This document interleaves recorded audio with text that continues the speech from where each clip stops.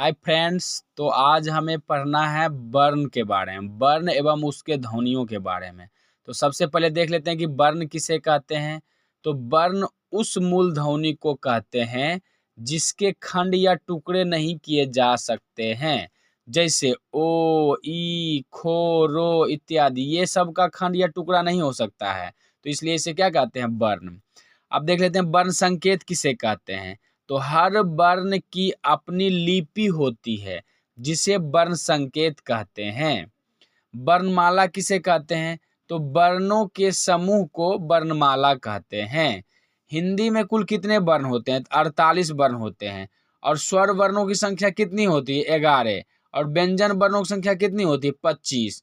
कोखो, चोछो, तोथो, टोठो, पोफो जितना भी आता है टोटल गना के 25 गो, ये सब हो जाएगा व्यंजन वर्ण। अब इससे आगे देखना है कि अंतस्थ वर्ण की संख्या कितनी होती है। तो अंतस्थ वर्ण की संख्या 4 होती है। यो, रो, लो और वो, ये चारों अंतस्थ वर्ण होगा।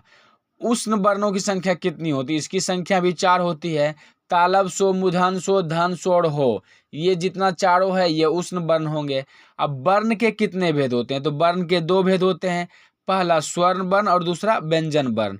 अब देख लेते हैं पहला कि स्वर वर्ण किसे कहते हैं। तो स्वर उस वर्ण को कहते हैं जिसका उच्चारण किसी दूसरे वर्ण की सहायता के बिना होता है। मतलब इसके उच्चारण में जो है कंठ तालु का उपयोग होता है, जीभ होंठ का नहीं। अब स्वर वर्ण के कितने भेद होते हैं? तो स्वर वर्ण के 2 भेद होते हैं। पहला मूल स्वर और दूसरा संयुक्त स्वर। अब इसका अलग अलग परिभाषा देख लेते हैं कि मूल स्वर किसे कहते हैं। तो ओ, आ, ई, हर्षई, ऊ, हर्षऊ, ए, ओ और री को मूल स्वर कहते हैं। संयुक्त स्वर किसे कहते हैं? तो आय और औ, ए आई कर आय और औ कर औ को संयुक्त स्वर कहते हैं। अब मूल स्वर के कितने भेद होते हैं? तो मूल स्वर के 2 भेद होते हैं। पहला हर्ष स्वर और दूसरा दीर्घ स्वर। अब देख लेना है कि हर्ष स्वर किसे कहते हैं। तो जिस स्वर के उच्चारण में कम समय लगता है उसे हर्ष स्वर कहते हैं। कम समय से ओ बोलेंगे तो थोड़ा समय लगता है। ई, ऊ, ये सब बोलने में कम समय लगता है, इसलिए ये हो जाएगा हर्ष स्वर। अब देखते हैं दीर्घ स्वर किसे कहते हैं। तो जिस स्वर के उच्चारण में दुगना समय लगता है उसे दीर्घ स्वर कहते हैं। दुगना, जैसे ओ आकर आ, हर्षई, री, ऐकर ऐ, ओकर ओ, औकर औ, ये सब में दुगना समय लगता है, इसलिए हो जाएगा दीर्घ स्वर। जैसे ओ बोलेंगे, ओ बोलने में कम टाइम लगता है तो ये हो जाएगा ह्रस्व स्वर। और औकर औ बोलेंगे तो इसमें दुगना टाइम लगता है, इसलिए हो जाएगा ये दीर्घ स्वर। अब आगे देखना है कि व्यंजन वर्ण किसे कहते हैं। तो व्यंजन उन वर्णों को कहते हैं जिनके उच्चारण में स्वर वर्णों की सहायता ली जाती है। जैसे को, खो, गो, छो, तो इत्यादि, ये सब व्यंजन वर्ण होंगे। अब व्यंजन वर्ण के कितने भेद होते हैं? तो व्यंजन वर्ण के 3 भेद होते हैं। पहला स्पर्श व्यंजन, दूसरा अंतस्थ व्यंजन और तीसरा ऊष्म व्यंजन। अब इस सभी का अलग अलग परिभाषा समझ लेते हैं कि स्पर्श व्यंजन किसे कहते हैं। तो कोखो से लेके पोफो तक, मतलब कवर्ग, चवर्ग, टवर्ग, तवर्ग और पवर्ग, ये सब जितने भी है वो सब स्पर्श व्यंजन कहलाते हैं। अंतस्थ व्यंजन किसे कहते हैं? तो यो, रो, लो और वो को अंतस्थ व्यंजन कहते हैं। ऊष्म व्यंजन किसे कहते हैं? तालब, सो, मूर्धन, सो, धन, सो और हो को ऊष्म व्यंजन कहते हैं। अब आगे समझ लेते हैं कि वर्णों की मात्रा किसे कहते हैं।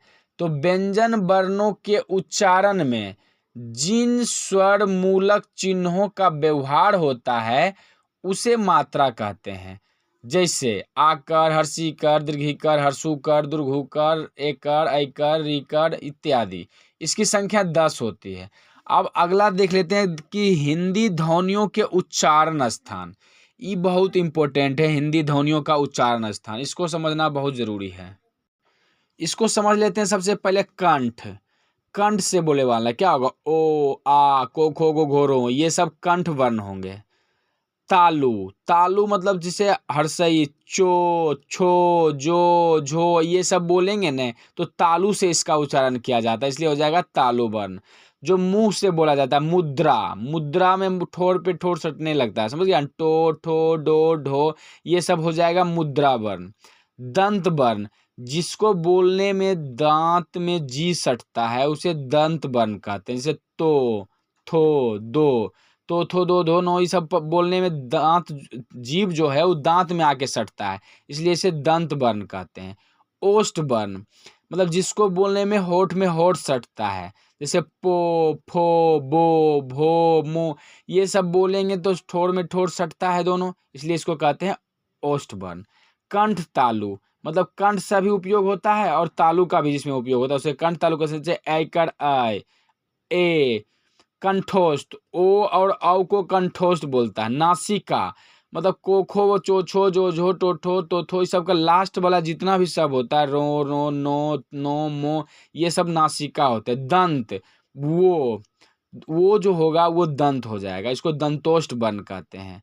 ये समझ में आ गया होगा लगता है। जैसे कंठ, कंठ जिसको जो कंठ से उच्चारण होता है, जिसमें जीभ ऊपर नीचे नहीं होता है, जैसे को खो बोलने के बाद जो होता है डायरेक्ट कंठ से ही आवाज आता है, इसलिए इसको कंठ कहते हैं। तालु, तालु में होता है कि तालु वर्ण में होता है कि जी ऊपर में सटता है तालु में, से चो बोलेंगे तो जीभ ऊपर जाके सटता है, इसलिए तालु वर्ण होगा।